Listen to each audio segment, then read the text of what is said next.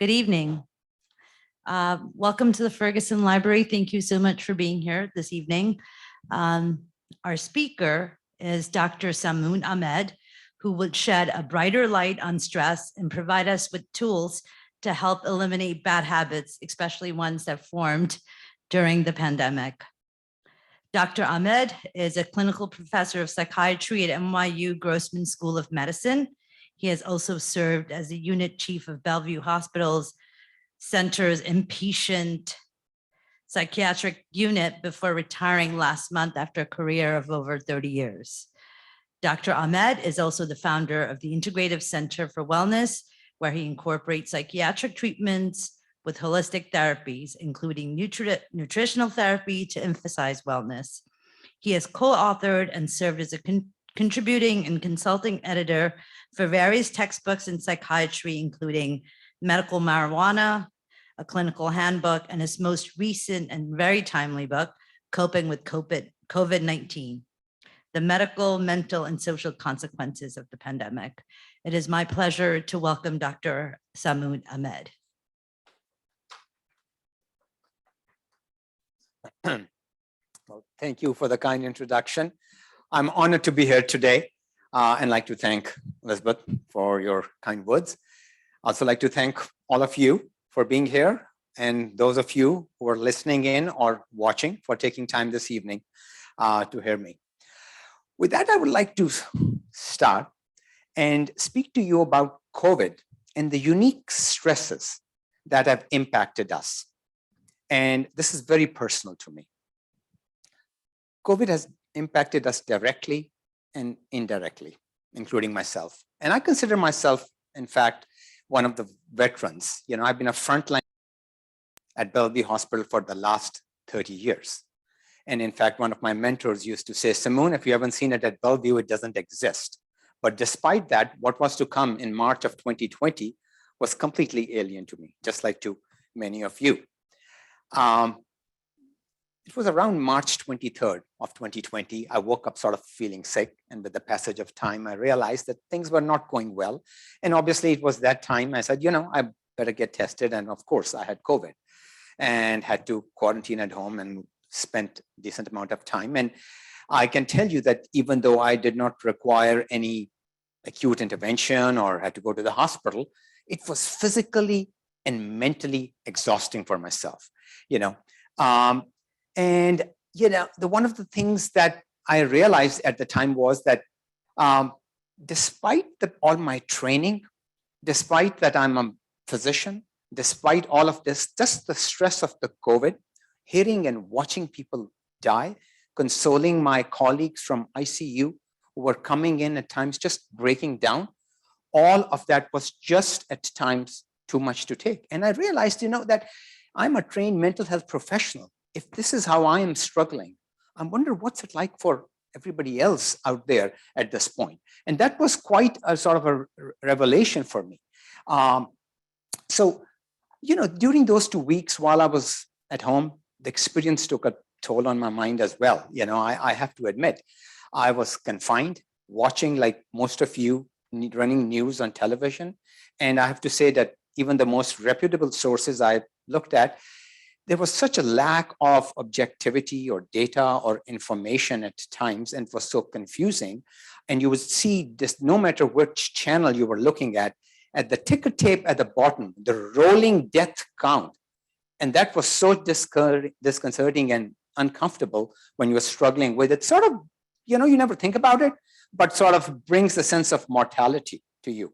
Whether you are a psychiatrist or you are not, doesn't make a difference. You begin to sort of, you start to feel these things. And it was very difficult with that. And so there was this steady drum of terrifying news that was happening. And I thought to myself that if I'm, as a trained physician, I'm having such a hard time making sense of this information, then what's it like for everybody else out there as a lay person to make sense of this information overload, which is so confusing? And in fact, that was one of the impetus for me to write this book, you know, at this point. And the second thing I think I have to share with you that I realized during those 2 weeks as well was that as we were bombarded with this horrible news, I realized that we were actually facing two distinct public health crises. First was obviously the COVID, the virus and the disease per se, which was taking a toll. But, with my mental health professional background and having worked in disaster zones and watching people from that perspective, I realized what was to unfold in the long term, which was this brewing mental health crisis, and has led to, at this point, a significant crisis for years to come at this point. And I thought to myself that that is going to actually take a tremendous amount of effort and resources of how to manage this. So, no surprise that that researchers at Yale found that approximately 24%, 25% of the mental health or overall workers actually had post-traumatic stress disorder, and overwhelming 40%, in fact, had alcohol use disorder. And these are frontline workers. And part of that, problem was they really had no time to heal. And they suffered tremendously. They had really nowhere to go for that matter. And I think that's something that we are still struggling with. But I wanted you to realize that we always talk about general public. So I wanted to sort of lay the foundation for you to sort of sense of that, no, we are not a different breed. We are part of you in that way, and we struggle the same way. So I think I want to share with you an interesting quotation which encapsulates this frame of mind by Ralph Waldo Emerson. He said, "What lies behind us and what lies before us are tiny matters compared to what lies within us." When I use the word mental health crisis, the crisis is by itself a big term. But in my opinion, I think it has morphed into something even bigger, or is going to, which is mental health mushroom cloud. And I think that mental health mushroom cloud, we need to sort of think about how to manage, because that's something that is going to have require tremendous effort from the society and from the medical establishment. So, as people emerge from the COVID cocoon, I think it is important that we offer support to those who are feeling quite stressed about returning to normal routines, going to work, going to park, going shopping, just going, get some fresh air. They're having extreme difficult time.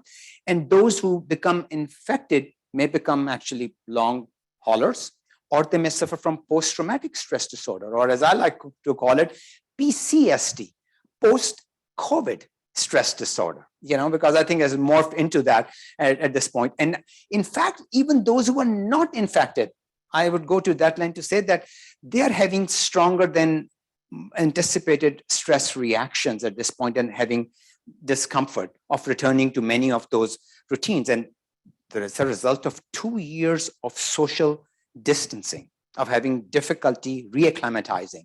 And I think it's going to take a tremendous effort and require expert resources, time, and advice to get us to that stage. So, with that background, I would like to walk you through what I think is the elephant in the room, or should I say in the pandemic room, and that is the psychological aftermath of the pandemic at this point. And this includes persistently high levels of anxiety, depression, alcohol, drug use, indulgence in food, as well as leading to overweight, obesity, and chronic health problems, which in my opinion is going to cause a cascade of problems down the road for all of us. So the point is, of course, what I'm mentioning is not new for us. These are not new problems. In fact, they were rampant well before COVID. And that is something very important, because we keep talking about we want the life to go back to normal. I want you to reconsider what the normal is. The normal wasn't good. We always like to look at our past through a nostalgic lens, no matter how unhealthy the good old days have been in the past for us. So consequently, I think as we emerge from the COVID, we should strive and think about not emphasize, not returning to the old habits. Instead, we should be thinking about planning and I think implementing habits we want to promote, the kind of goals we should set for ourselves, and sort of routines that will lead us to a better, healthier psychological and physical state in that way. So I think just accepting the old worn ruts of the past is not going to work for us. So want to talk about what those ruts look like, in fact. Americans have been exercising less, eating worse, and leading lives that are extremely stressful. On the one hand, this has had a tremendous impact on our mental health, with rates of anxiety and depression actually outpacing many industrialized nations in the world. As you can see, suicide and overdose deaths are also rising rapidly. Though during the pandemic, interestingly, they came down. And people wonder why. And just a hypothesis, just like everything else, people were locked up.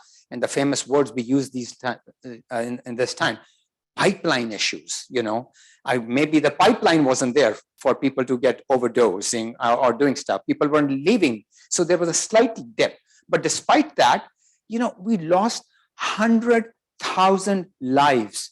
It's not a joke in overdoses in 2021. That's a huge, huge number, and a very sobering number, in my opinion. Similarly, Americans have been experiencing very high rates of cardiovascular disease, diabetes, obesity, and metabolic syndrome, which I want to mention to you, which is also called pre-diabetes, or in some circles called syndrome X. You need 3 out of these 5 criteria to establish that, high triglycerides or high blood pressure or increased fat or adiposity around your waist in that. And interestingly, 35% of the US population is pre-diabetic or has this syndrome. If you look at the diabetic numbers, in fact, they hover between 10 and 18%. The Northeast and the coastal lines, a little more decent. But as you go midland and in the interior, or you go towards the south, numbers become 12, 14%. In fact, the data suggests that any child born after the year 2000, 1 in 4 will develop diabetes. 25% of the nation will be diabetic. And diabetes is, as I call it, the mother of all diseases. And I'll focus a little bit more because I think talking about elephant in the room, that is the biggest elephant in the room because it causes just a havoc in the body in that regard. So the point is, are all of these things connected? Of course they are. There's no question about it. There is an association linking the poor dietary habits with obesity and with cardiovascular disease. I think we all are quite familiar with that. But I think the problem is we tend to think that it ends there. We like to sort of separate the brain from the body. What I'd like to do today is to show you that this division is an illusion.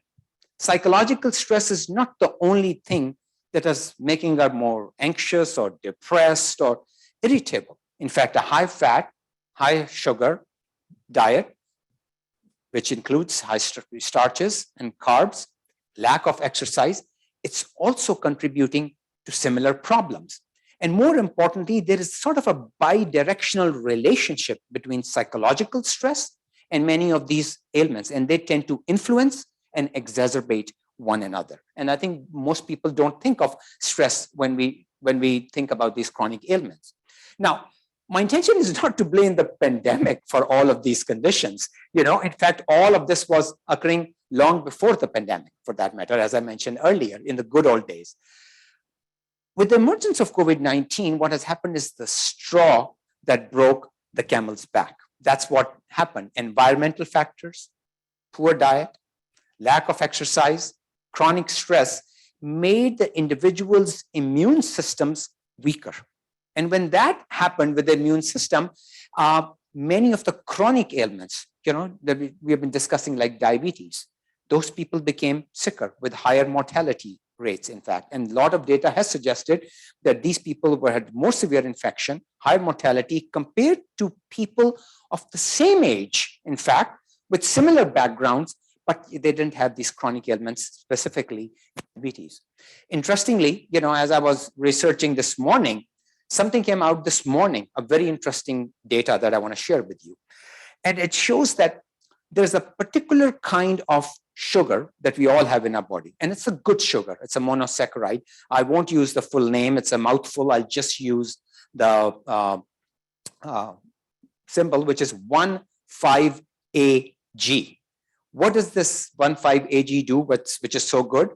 It's a kind of a sugar that binds to the virus's spike proteins. I think everybody knows spike protein word, everybody knows virus, because spike protein binds to the cells, healthy cells, and infects them. So this sugar prevents the virus from binding to the healthy cell. So more you have of this sugar in the body, the less chances of being infected because it prevents the binding. However, diabetics have an extremely low amount of this sugar. That is one of the reasons probably that they have such severe infection or high mortality rate. And studies are being now conducted to see if, particularly in diabetics, this sugar can be supplemented to prevent them from having infection, or severe infection, or decrease the rates of mortality. So something just this morning, and I thought I'd share it with you. Now, quarantine also, acted, I should say, as a catalyst in some ways to further exacerbate these chronic conditions, because what happened was isolation is leading to more stressful condition. And what does stress do? Lead to more isolation. We are caught up this vicious cycle that keeps going on and on. In other words, these chronic ailments that were making us sick in the past in some ways have predisposed us to even more severe conditions at this point. So if we wish to combat mental health, substance use, and obesity crisis at this point, we really have to, I should say, make some dramatic changes in how we eat, live, and work. And I believe that we can start to make some changes by taking a new approach to stress. Now, stress, I'm going backwards. Yeah. So now stress is in some ways, I would say, a normal part of everyday life. Stress. I know what stress is. We are all dealing with it. We typically sort of associate with a feeling of being overburdened in some ways, or when circumstances don't go our way. And physically, it can feel like a valve has been shut off somewhere in our body, and a sort of a pressure is building us within us. And we use idioms like, I'm about to snap, or I'm about to burst, or I'm at a breaking point. I'm under pressure. So how do you define stress then? Well, more formally, you can define stress as any type of change that causes physical, emotional, or psychological strain on you. That's basically what stress is. Now, here's the interesting paradox. As unpleasant as stress may be, the reality is that the stress is key to our emotional lives and our very survival. But the difference, and I want to underscore this, is the length of time that we endure stress. In fact, one could think of stress as no different than threat. Stress and threat go very much together. That feeling of stress or dread, or in some ways terror or aggression, is precipitated in some ways by these perceived threats. And it starts this cascade of chemical signals in the body and hormones that prepare us in some ways to these perceived threats, to fight or flee. That's what ends up happening. And this physiological reaction, in technical terms, is called acute stress response. And in layman's term, more famously called flight or fight response, that you all have heard of. Now, as I mentioned earlier, it is important to make a distinction between normal and pathological stress, since not all stress is bad. And in fact, in a day-to-day life, it's instrumental in getting us to accomplish things and navigate daily work, in fact. Now, however, as I mentioned, the timeline is the main thing. Long-standing and chronic stress due to, for example, let me give you, hold on, here. So I went further. These are some of the factors related to what people experience stress as. I wanted to mention that. Worry about the virus, climate change, mass shootings, as we all know, unfortunately quite recent, and a host of problems, including inflammation in the body. And here's the kicker, which is the more importantly, neuroinflammation, which may exacerbate depression and anxiety. Many times we think of depression and anxiety as something in the mind that's just abstract and happens. we don't think of as the biological underpinnings or associate the word inflammation with these conditions. But depression and anxiety's roots are as if the brain is inflamed. There's a lot of interesting data that is coming out now. Research is being done how anti-inflammatory agents can actually aid in the treatment of these conditions as well. So just something to think about. Now, I want to sort of run down a list of a few things for you, interestingly, that when you associate stress, you think of just this part. I'm feeling nervous or feeling anxious. No, stress has, as I said, broad repercussions. So constant stress can lead to a host of problems in the body. Yeah, over here, you're feeling forgetful, low energy, lack of motivation. But if you go down the list, you begin to recognize headaches, upset stomach, nausea people feel, or they can experience even skin conditions, eczema, or they can have psoriasis or permanent hair loss, gastric reflux, irritable colon, menstrual dysfunction, abnormalities, or sexual dysfunction. And of course, the most important being in people is what I call the heart disease, high blood pressure, abnormal heart rhythms, heart attacks, and stroke, which are these chronic problems that we should be focusing on related to stress. And that is why stress is one of the major drivers of these chronic problems. So let me shift gears here for a moment at this point and share some data to just establish how dramatic the effects of pandemic have been on individuals' mental health. And it's a sobering, I think, moment that just yesterday, the official count for the number of COVID-related deaths in the US hit 1 million mark. As I stand here, saying just 1 million is just unbelievable that we have reached that point. And as of January of this year, about 44% of the US population, which I think is the numbers are slightly higher now, but even 44% meant 140 million people struggling with COVID in this. And then you have to think about all the consequences, medical, social, and society-wise, that those 140 million people, and you don't have to be infected, even non-infected are struggling. And then if you look at, the other data that I was shuffling through today, and it's not, usually when you look at a chart and you are at the top, you say, woohoo, we are at the top. But when you look at a COVID chart and the US is the top, it's not something you go yoo-hoo about, It's like the most cases, the most deaths, and the vaccination rate, 66%. And that includes any vaccination. That could be 1, that could be 2, could be 3. But if you think about it, as we go from 1 to 2, that 66% comes down, you go to 3, it goes, and the second booster or the fourth dose, hardly anybody in that regard. India is number 2. And there are many countries in the world whose vaccination rates are close to 90%, 88%. In Europe, many places. Every European country seems to be doing far better than us compared to that. So I think these are some sobering, numbers just to think about.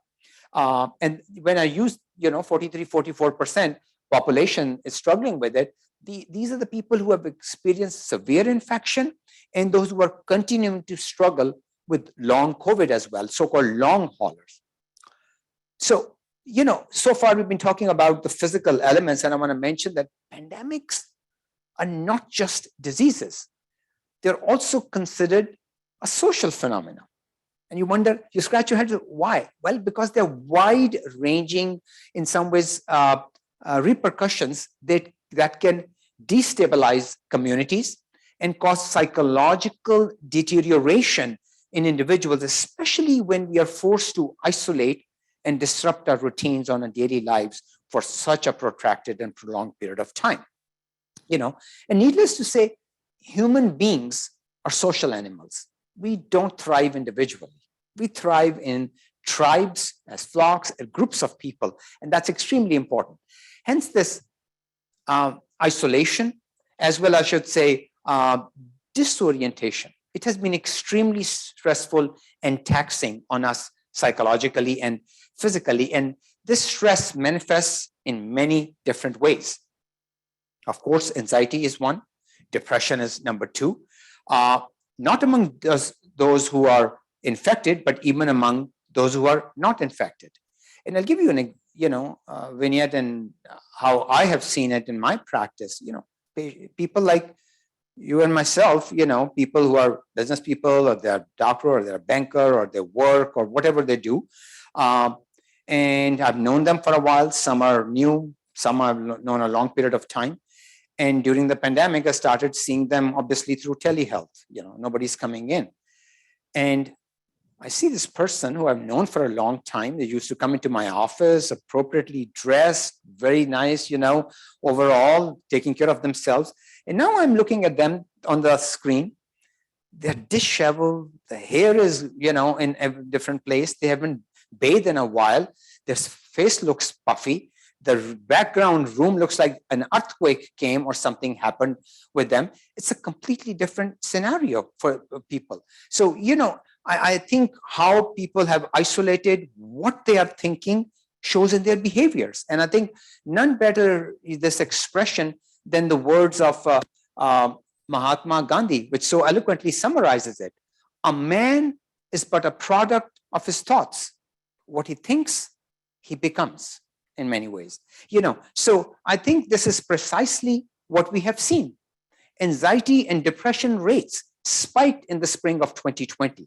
And they continue to spike throughout the pandemic at that point. And if you go back to 2020, in the early part, after the pandemic started, we were at 34, 35%. By the later half of 2020, it had gone up to about 39, 40%.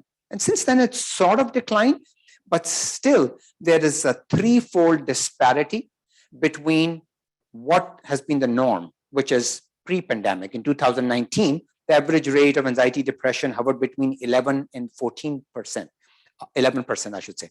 Now we're looking at 39, 40%. So you can just see how dramatic the effects have been that way.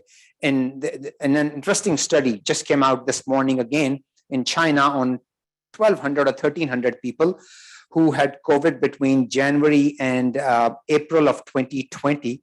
They followed them for 2 years, at 6 months, 1 year, and 2 year mark. And 50% of those people still had either physical or mental health problem, some sort of symptomatology.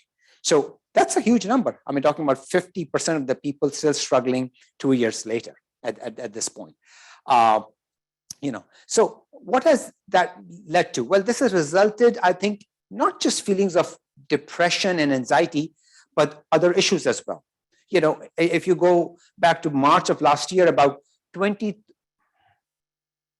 sorry, here we go. I was one slide.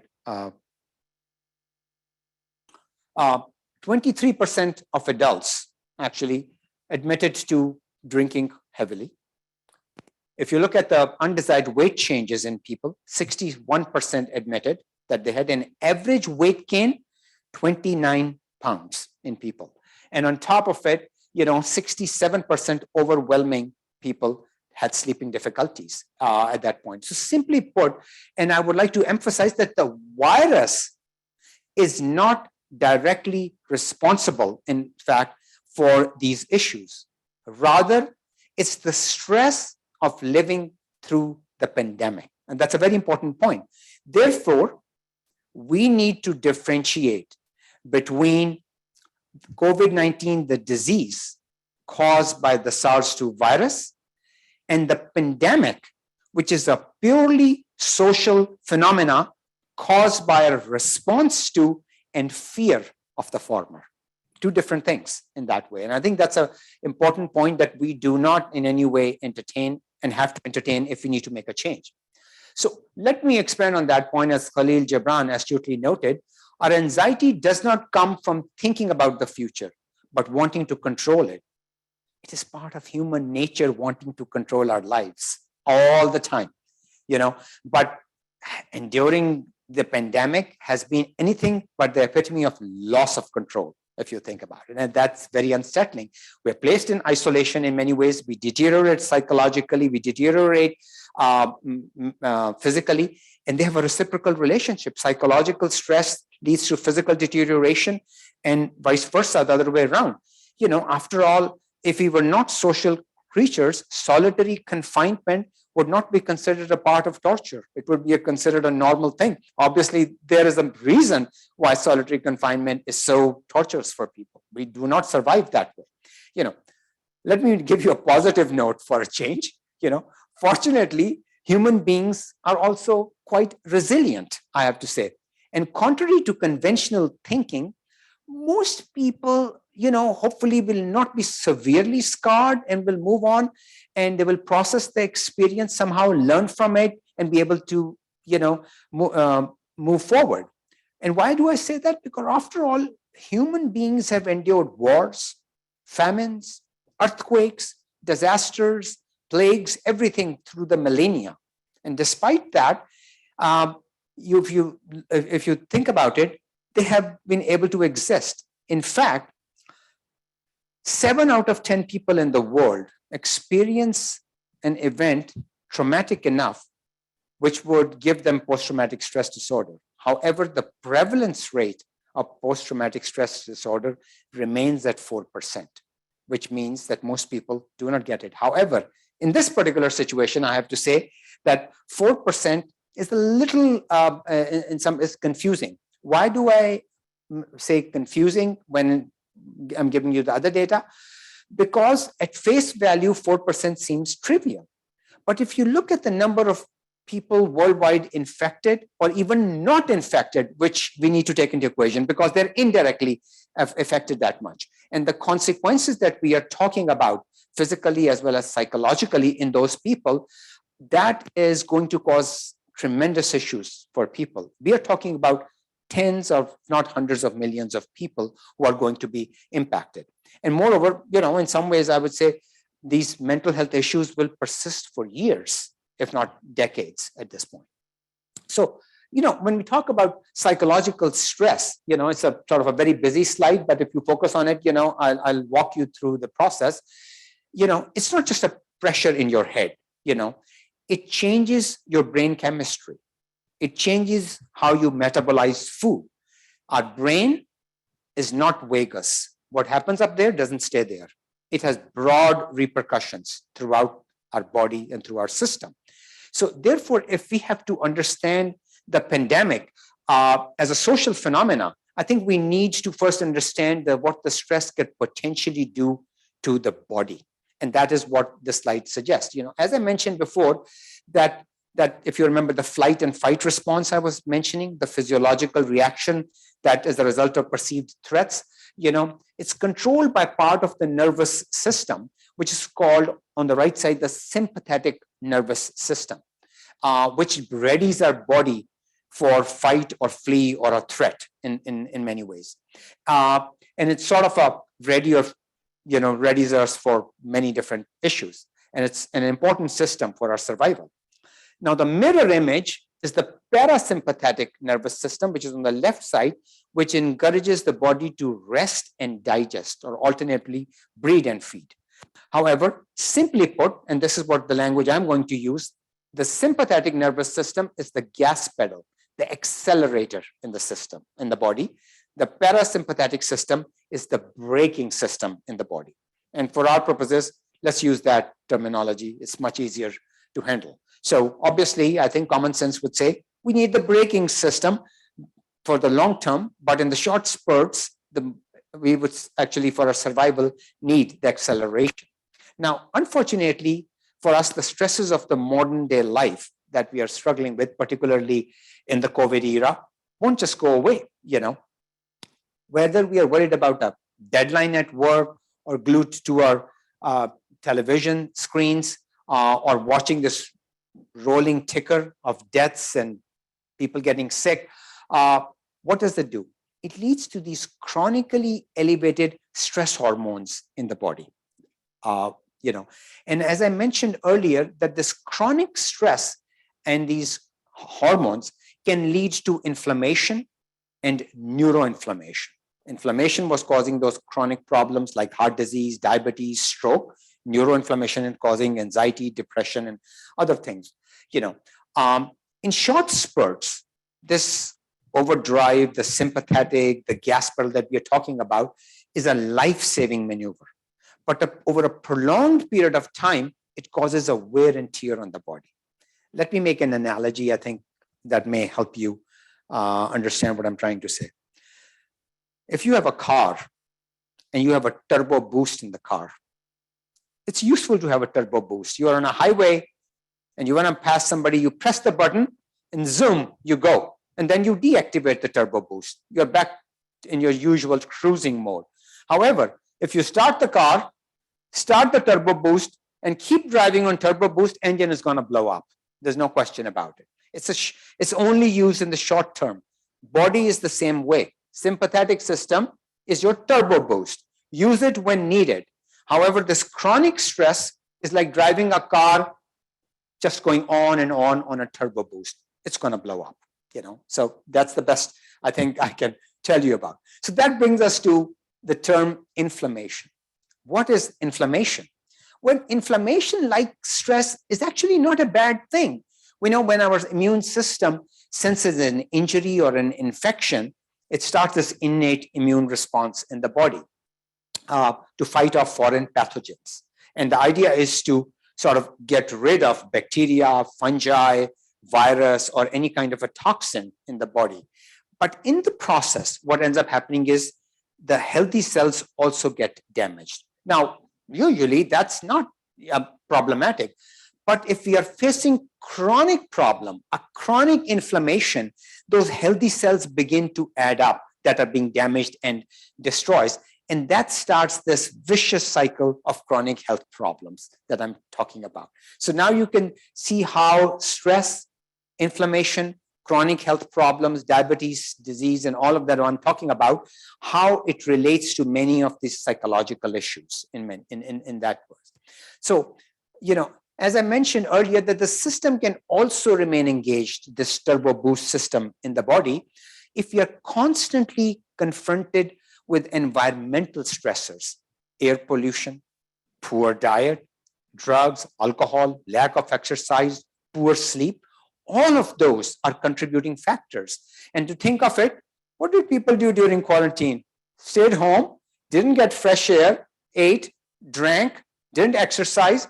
It was the foundation, actually, for what was to happen. And I think, and this is not, there's no data on it, I have to say, but I'm just sort of thinking on my own about that. There's a lot of information coming how people who have had COVID are at higher risk and have had actually a lot more prevalence of diabetes, who never had diabetes before, and after COVID started developing diabetes at this point.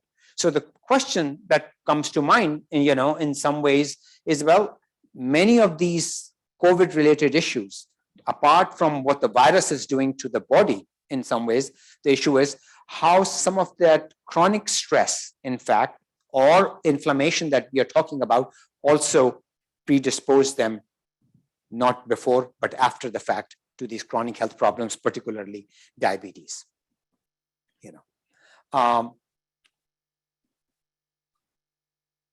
So let's do a little summary for you over here that I think will encapsulate the whole thing. Constant stress, can lead to elevated stress hormone levels. Stress hormone levels and environmental stressors get your immune system constantly engaged. That immune system, when it's constantly engaged, leads to inflammation and chronic inflammation in that way.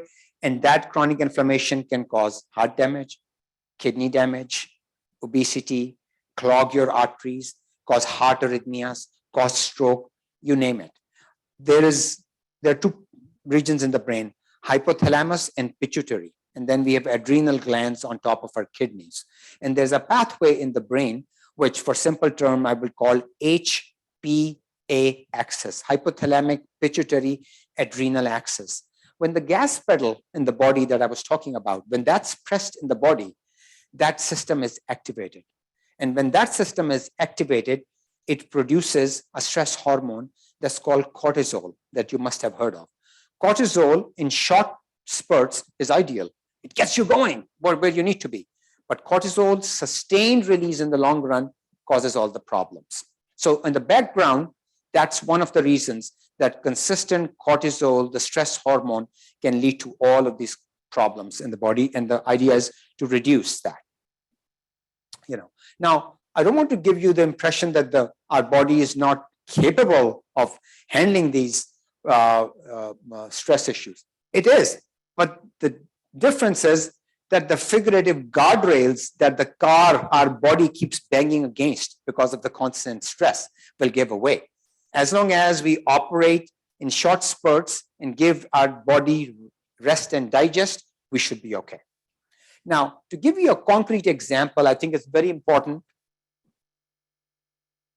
to talk about the biggest elephant in the room, which I've said was diabetes. Individuals with these diseases, this particular condition, do not make enough insulin. And if I have to talk about how to reduce stress, how to live a healthier life, I think because diabetes tends to be this one source that leads to so many other conditions, it would be important to talk a little bit more about why one develops diabetes in the first place, what happens. And if I'm talking about healthy choices, why do you need healthy choices? What relevance that has to diabetes? So what I want to take a few minutes just to sort of drum down in a very simple way for you to understand what is happening before the diabetes, how people develop, and why you should make changes. So diabetes obviously is a lack of insulin in the body.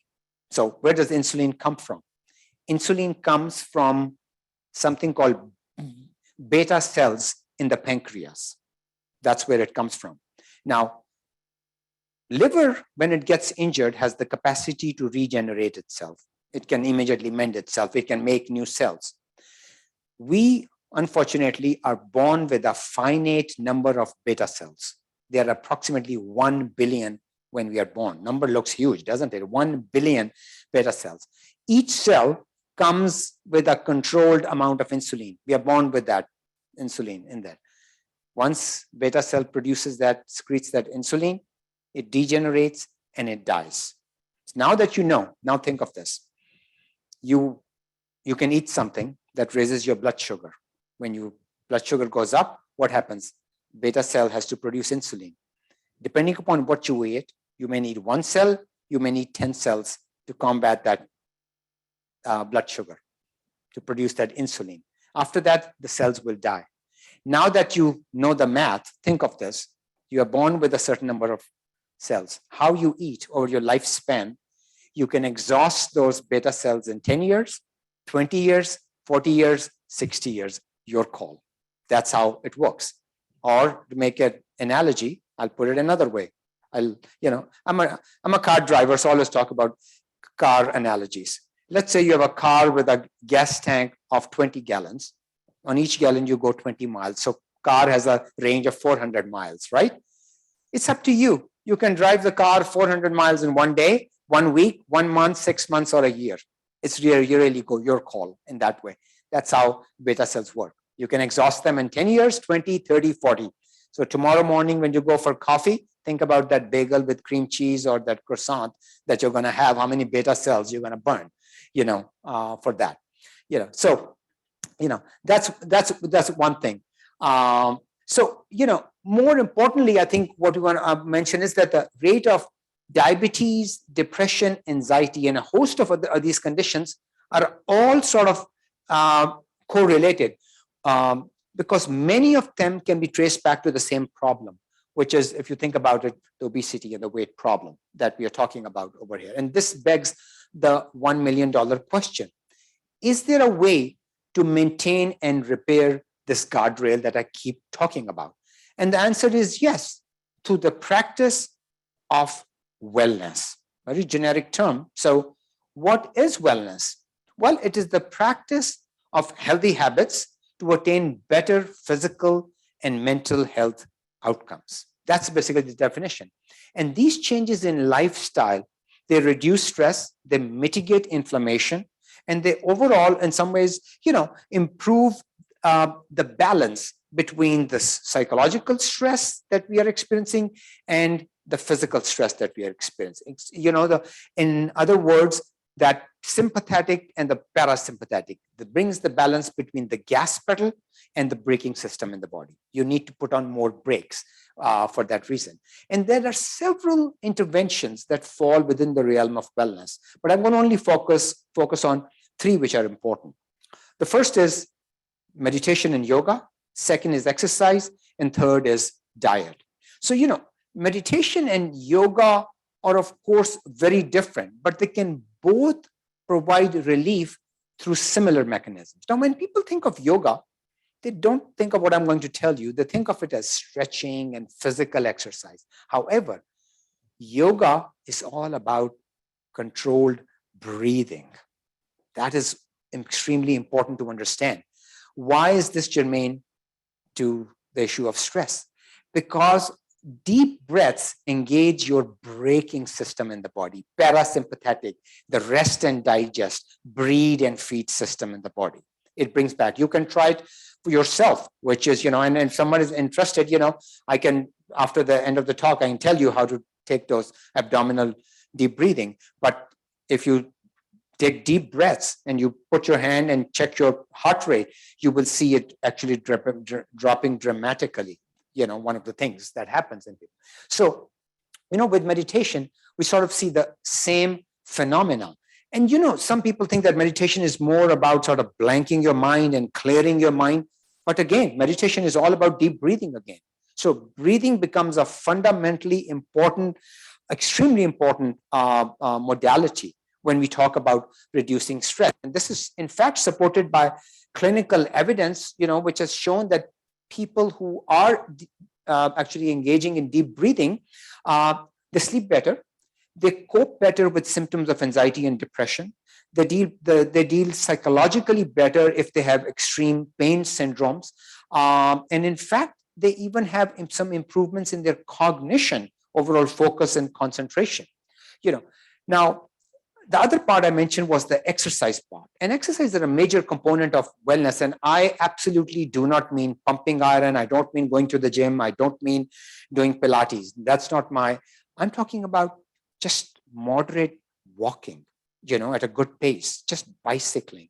Even if you are sitting, working all day, stand up every 15 to 20 minutes on this. Just take a few steps back and forth. All of these measures actually improve your cardiovascular health and fight obesity and decrease your health risks in that way. And they regulate brain chemistry and hormones by elevating antioxidant levels and reducing oxidative stress. Why is that important? Because those things also relate to malignancies and cancers. So if you can reduce oxidative stress, that's actually good for you from that. And finally, diet plays an extremely enormous role in regulating. Why? Because they can either contribute to this word I had used, inflammation, or it can reduce inflammation depending upon what kind of food you eat. And I think everyone knows, it's not rocket science, that whole grains, unprocessed food, lots of vegetables, lots of fruits, oily fish, most of the time mackerel or sardines or salmon or lean meats, those are the ones that you should be actually eating. So here's, the problem, that everyone knows this. We know the importance of exercise, that we should be getting 8 hours of sleep. We know we should be walking 8 to 10,000 steps a day. We should be drinking. We should sleep about 8 hours or so. We shouldn't have processed food. So why don't we do that? The problem is we sort of divorce the idea of action from what we perceive logically is the right thing to do. Every smoker knows they shouldn't smoke. It causes cancer and cardiovascular, but they have divorced that idea. They do not think of it that when they are actually engaged in the smoking habit, they sort of remove that.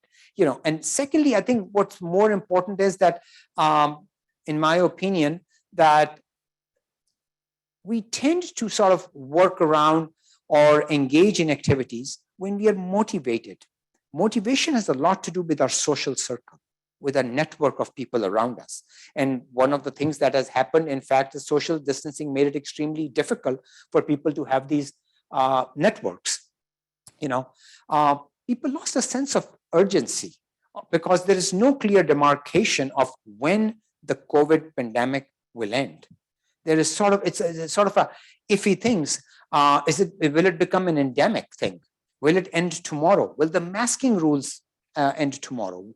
Can I go to the gym without a mask? How far I should be with someone? There are 10 million reasons why people are so distressed about it. Will there be a new variant on the horizon? What do I do then?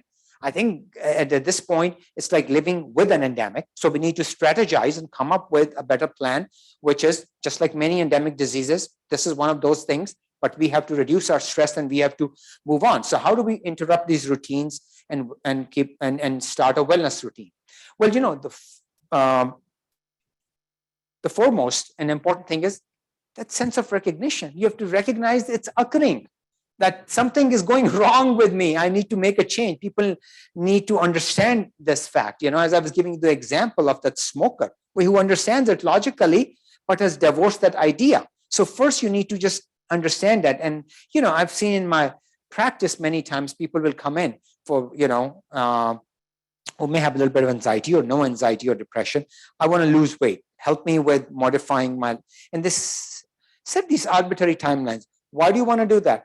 Well, it's a New Year's, it's a Thanksgiving, it's my birthday, it's my wife's birthday, it's our anniversary, whatever the case may be. And then they come up with these timelines and unrealistic goals of what they wish to achieve and accomplish. And the problem is that the first time they can't accomplish or do something, psychologically or physically, it starts an avalanche of negative thinking. It completely demotivates them, deflates them, and then they're back to square one.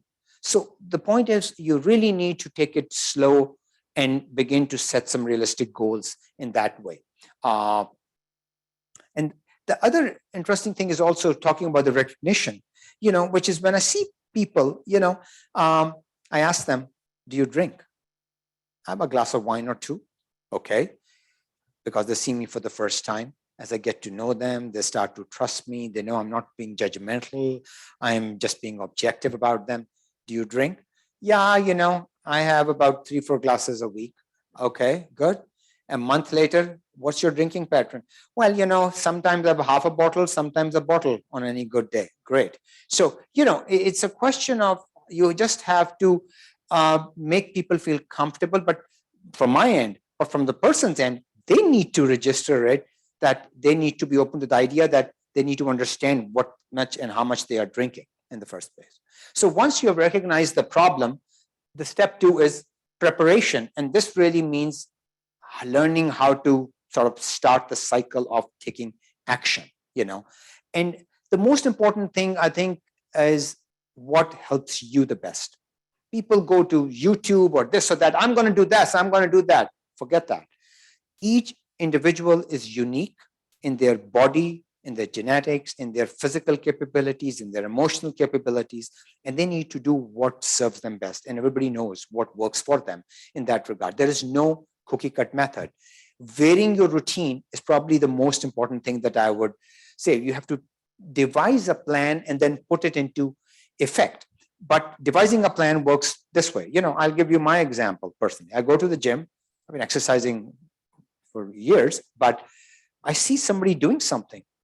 And I said, I never did that before. That seems like a very unique and interesting exercise. I implement that just by observing people. And I never repeat the same thing every day.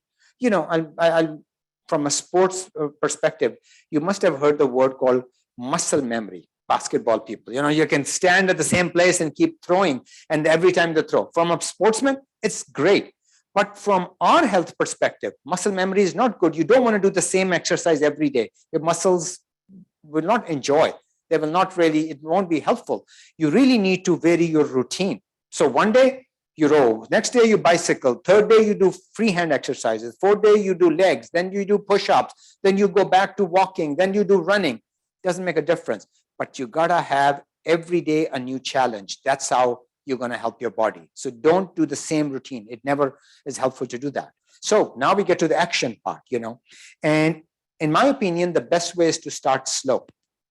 Both psychologically and physically, it should be slow, and I say that first, let's start with psychological. You remember, I'll make an analogy, long story of the hare and the tortoise. You can run as fast as you want, but sometimes a slow, methodical approach actually helps in that way. We as human beings tend to do much better when we set some timeline very slowly. We are able to absorb, we can look at the pros and cons, we can see what our pace is, what are our challenges. We can get to the final point in a much easier way rather than haste makes waste, in my opinion, in that. So take it slowly and it will be much better. Physically, you're going to hurt yourself. If you have not exercised, I tell people, who are 50, 60 years old, I say, you're not 20 years old. I wouldn't ask even a 20-year-old who has not exercised to start. People get very emotional about it. I'm going to go and I'm going to, no, you're not going to go anywhere. I tell people, so what should I start tomorrow? I said, you're not going to do anything for the next week. So what do you mean? I said, you're only going to walk for 1 week and you're going to stretch twice a day. That's what you're going to do. I stretch twice a day. And I tell people, stretch, because as you get older, elasticity is going away in your body. So forget exercise, just stretch and walk. Once you accomplish that, then we'll get to and talk about the exercise. So take one step at a time. It's extremely important. And number two, if you start doing too rapidly these things, you will never be able to actually attain slow, steady progress, and the muscles won't develop properly. And even if you take a break, you have to go back. If I have an exercise in a week, if I am lifting, let's say 50 pounds of something, even if I'm capable of lifting 50, I won't start at 50 after a week. I'll go to 30. And then I will, in 2 days, go back to 50 because that's how you want to treat your body. And it's important. Nobody needs to be macho about it, So the question was, I was mentioning that we tend to sort of trap ourselves in these behaviors. And so how do we sort of do these actionable things that can help us achieve the goal? And I call these sort of micro wins. These are sort of miniature short goals that you achieve over a period of time, and they help us motivate. They make us feel good about ourselves. We do physically well, and then we do physically well, we feel motivationally that, oh, we are capable of doing that. Example, take 1 flight of stairs up once a week, 2 stairs down instead of the elevator. Over a few days or a week, increase it to twice a week, 3 times a week. You don't eat vegetables, start with 1 meal of vegetable a week. Don't need to just kill yourself every day. No, got to do something in a way that your body is not shocked and your palate also feels comfortable with. You got to do it slowly. So those micro wins can go a long way in helping you physically and emotionally. What I call as baby steps. I don't know if you watched the movie, What About Bob? If you remember that, baby steps, in that way. So the baby steps are actually a great idea in that word. So that brings us to the next step, which is maintenance. Maintenance is what exactly it sounds like, which is in fact maintenance. It means avoiding unhealthy habits while keeping the healthy ones. That's basically the goal of maintenance. Why do I say that? Because I think people think of wellness as a goal. Wellness is not a goal, actually. It's a long-term commitment to actually sustaining psychological and physical health. Because if you think of just a goal, once you get there, it's like, okay, it's over. No, it's a journey. So think of it as a journey that you have to keep working on. That's the way to motivate yourself. Now, the difficult part is it's very, hard at times to make that commitment if you are alone. Many people scoff at the idea of having a trainer or working out with somebody. Everybody is different. So one size doesn't fit all. But I think there is a method to the madness when we talk about how sometimes the idea of gyms or going to your clubs and exercising there is important. Why? Because we don't recognize at times psychologically the subtlety of being with other people around us. We just don't realize because we don't see any obvious change in that way. But being with another human being, looking at them, casually touching them, just in the presence of other people, small talk, that all has a very positive impact. psychologically on us, just around people. And that motivates us. So the idea of being in that kind of an environment is actually helpful. So if possible, one should make an effort, in fact, to go. If you want to work out with other people, that's wonderful. But if not, at least keep that in mind, why it's so important to actually be a part of some sort of a group or a community in that one. And I think talking about that, it's very important that you keep in mind, not just you, because we're talking about pandemic, and I thought it would be important to do this, to take into account your family members and loved ones who may be struggling at this point, who have had COVID, or have somebody who had died of COVID, or they had a job loss, or any of these things, and they're having a very difficult time dealing with how to manage their lives at this point. So I think we should be considering the element of helping these people. Why? Because loneliness can be extremely taxing on the body. It's extremely stressful on the body. In fact, brain imaging has shown that the difference in brain is zero when it comes to stress and loneliness. It has the same impact on our brains in that way. And who has suffered the most, actually, if you think about from the loneliness perspective? Seniors, people, in that regard. Even before pandemic, 25% of the seniors lived alone. And that tremendously increased over the course of pandemic, because even the loved ones couldn't visit them. And that has taken an extreme toll. So I think it's important to keep this in mind of how we should be helping the seniors and doing. And it brings up an interesting point, which people ask many times. How should I deal with a friend or family member? How concerned should I be when I'm dealing with these people? And that's the last point I want to make this. So what I would say is, if you know somebody well enough, you know their habits, you know their routines, and you see that they like to gardening, they're not coming out. They're not watching their favorite show. They used to play something instrument. They used to play music. They used to go for a walk. And now they look a little haggard. Or you think that you see an empty bottle of wine sitting once in a while in there. They do not, you leave them a message, you call them, you text them, nothing is happening. Yeah, maybe something is off. So how do you offer support to these people? Well, I think the main issue that I would suggest is reaching out. What does that really mean? You don't need to do anything dramatic, of calling for help and that.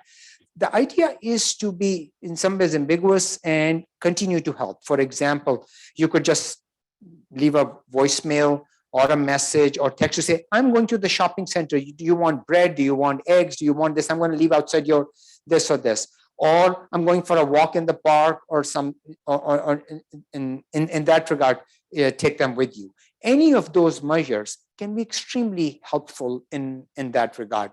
And even if they don't respond immediately, that's okay. Our job is to continue to have that helping hand for them. It's very important to do that, because I think we really need to think about, considering the pandemic, how to set a new course after this, which is defined by sort of a shared resiliency, some I would say wellness and compassion, all of these things. So I would say so far, I've been on a wellness binge talking about it, but in the reality, as they say, I can resist anything but temptation. And that's very real for us human beings. So I want to close my talk today, with a quotation, which I think accurately describes of what we mere mortals in some ways strive for. And the quotation goes something like this: life should not be a journey to the grave with the intention of arriving safely in an attractive and well-preserved body, but rather to skid in sideways, chocolate in one hand, martini in the other, body thoroughly used up, totally worn out, and screaming, woohoo, what a ride. And I'll end there. Thank you.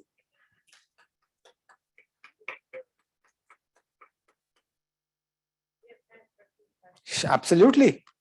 I have time for questions.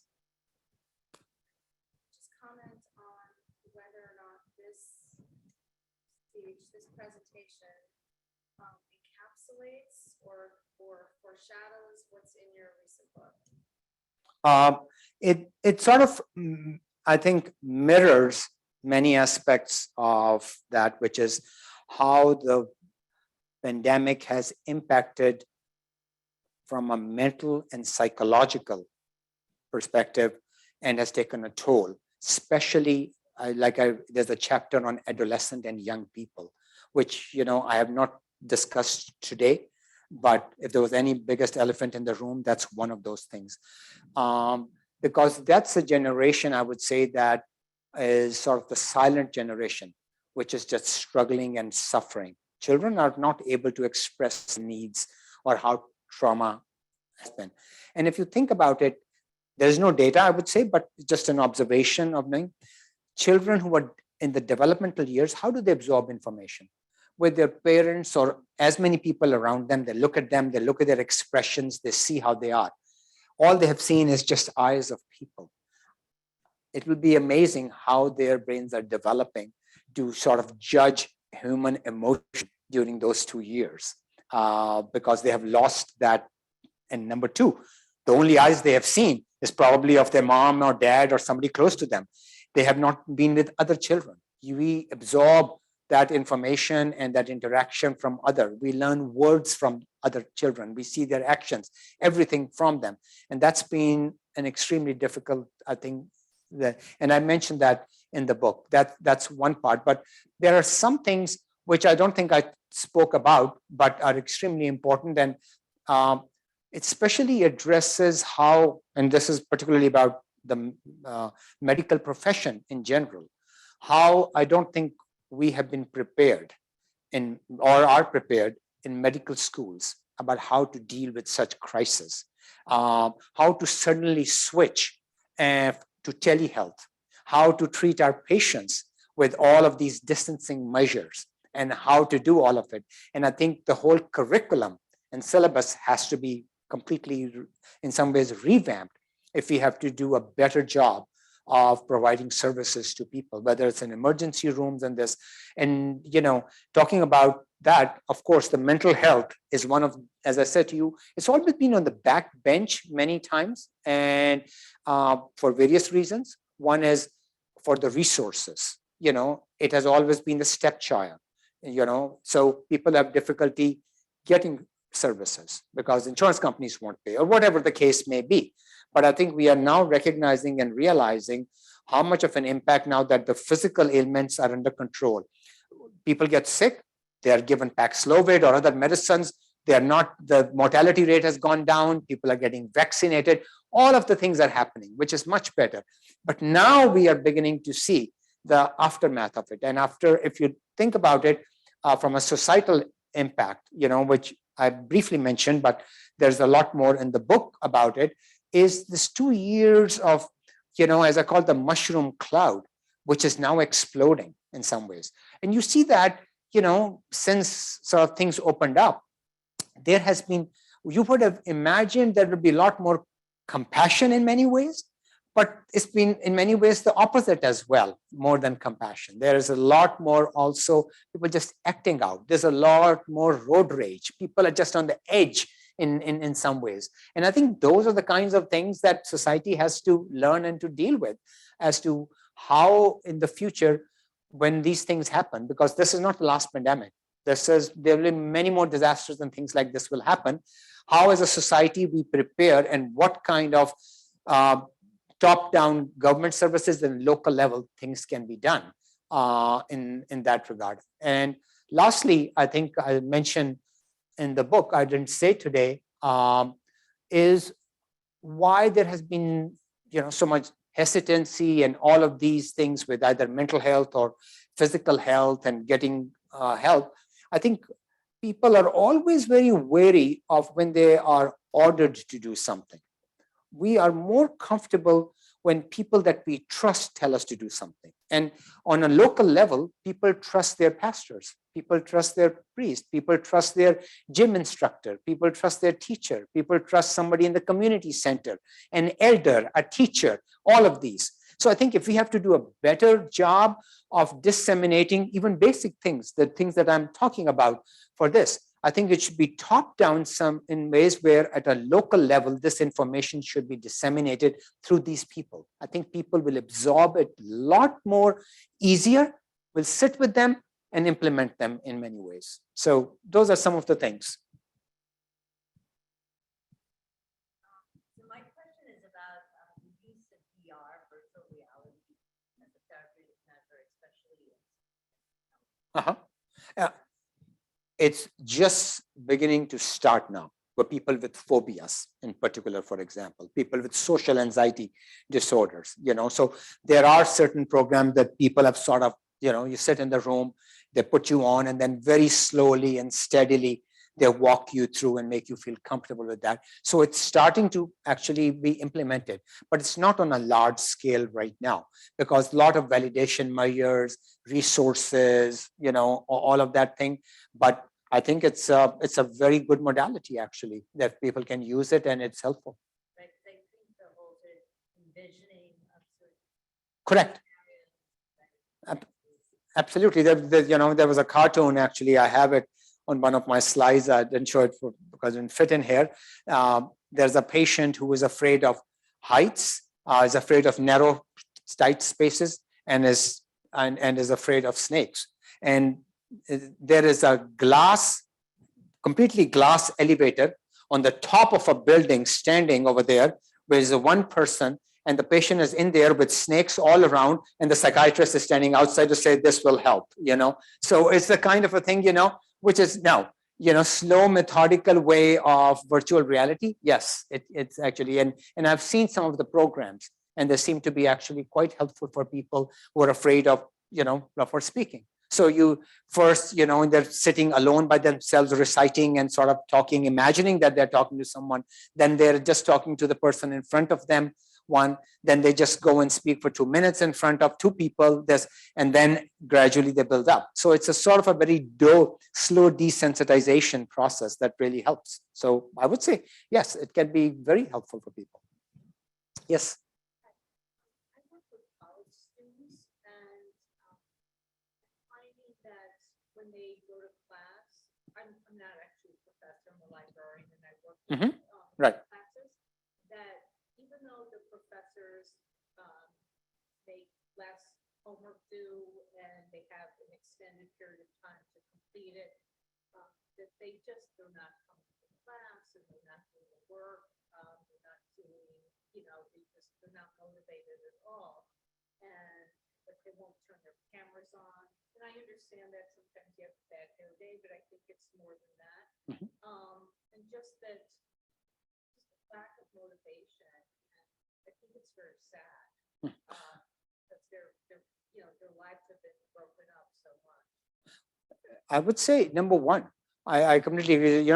The question is with young adults in college and how they're struggling and not coming in class and or putting on the cameras on the Zoom and not putting in their homeworks on time. And few things. Number one, this is an age in itself which a lot of young people don't think about it, but they start to manifest anxiety and depression, social anxiety. They've been able to cope with it until high school, but then the college is where the real work comes in. There's a lot more competition, and that's the straw that breaks the camel's back. So it's not unusual what you're saying, because I see college students, past 18, and I would ask them, I was able to manage in school and this, and mom and dad were around and friends were, and everything was there. But now they're sort of on their own. They have to face the world, and there are no support systems in place. They haven't made friends.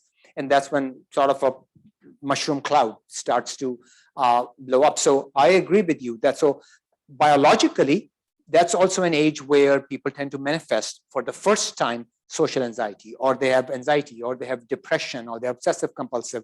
All of these things can happen with them. So one definitely needs to screen, because all of these conditions are not purely genetics, not just biology. They're a combination of environment, biopsychosocial factors in that way. And you have to keep that in mind of what is happening.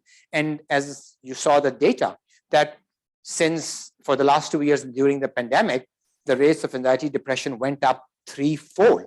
So that's not all in older people. Younger people also struggled tremendously at the same time. This is an age where people form relationships. They form a new identity. They want a companionship. All that is out the door, out the window in that regard. That's another problem. And you are absolutely right, which is it's a time where they begin to envision a life for themselves in the future, to form some sort of an identity of who they wish to be. But when they are, as I said to you, I keep saying, we are social animals. We don't thrive individually. They have to do it for 2 years on their own. They've lost a sense of their compass, or in that way, the needle is now, it's sort of just going around like this rather than being in a certain direction. They have lost a sense of direction. And all of those factors, I think, in some ways are contributing to this sort of a demotivational syndrome. Or in many ways, it's like, what's the use? What am I doing? I don't even know what I want to be or where I need to be. So you're right. I think, until the so-called new norm comes up, I keep saying, because I don't believe in the old norm. The new norm is established in some ways, and everything is open, and people are back to themselves in some regards, and there is a lot more support system from a mental health perspective. Process groups, which don't happen. Most of the time, schools are limited. They do just individual therapies and stuff.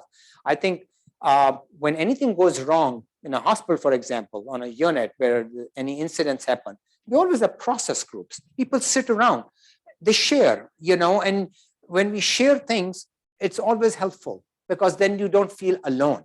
Then you are able to sort of overcome. And I think there should be some sort of programs in place that people can be broken up into different groups, whatever they're comfortable with, and they can get together and do this. I think those are the kinds of struggles and some of the solutions.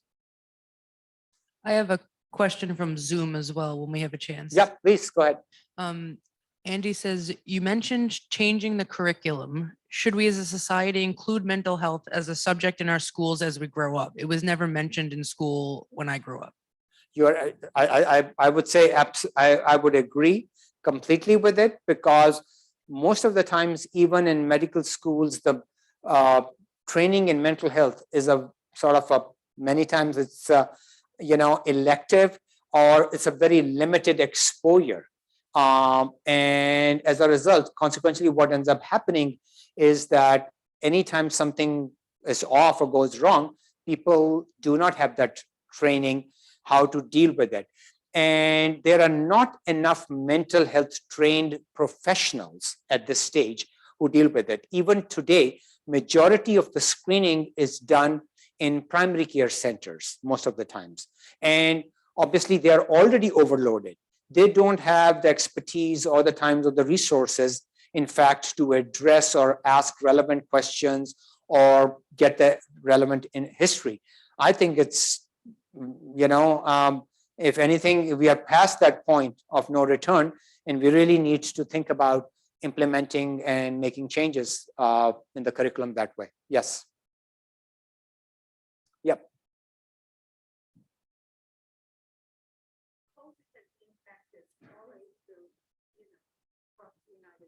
And we're seeing people suffer, and I'm wondering, and you're talking about various approaches which are very positive, but I'm wondering if we need to do something more systemic, more federal government, and what would be the most helpful thing? The question is, with all the challenges that we have had, and whether this works or that works, whether there should be a top-down approach, whether from the federal government level, the coming down. What I'll do is I'll answer and expanding on my earlier, which was, in my sort of a limited exposure, I can say that as people that I've spoken with and people that I see and people I speak with and all the information and data that's out there, people tend to become quite resistant, and in terms of when they're ordered to do something rather than they wish to do or they don't wish to do something. That's a major problem. Right. Okay, resources. Okay, I mean, just purely from the resources perspective, I think the main thing that needs to be done at this point, obviously, if you look at the physical aspect of it, that was the testing and the vaccinations was one thing. I agree with you. But now we are at a stage where availability of medications which treat COVID, for example, they're not available everywhere. They're not. There are very limited resources of those things. Who's going to pay for them? Now COVID testing requires that many people to pay, rather than at one point it was completely free. So people are a little hesitant in that regard. From a mental health perspective, long time it was like mental health parity law, which is it should be treated like any other medical condition. But even today, with what has happened, if you look at the substance, suicide, overdose, anxiety, depression, we are not equipped. So federal government or any other government for that matter, wherever the is, I think they really need to train a lot more people, and a lot more mobile crisis teams should be there. And there are not enough mental health professionals at, I think, a higher level, but there should be a lot more people at the ground level, whether they are social workers, clinical social workers, outreach workers. Many people, I think, in the schools should be trained to screen and see how kids are doing. Community centers, it should be done. I think the resources have to be given in a very diversified way, rather than being just in the healthcare system. I disagree that only healthcare system is the screening point. I think it should be everywhere, and not everybody wants to go to the hospital. Not everybody wants to be seen. People are more comfortable in many different. So talking about the resources, I think they need to be disseminated in a very wide population, rather than in sort of, we are only going to give money here and there.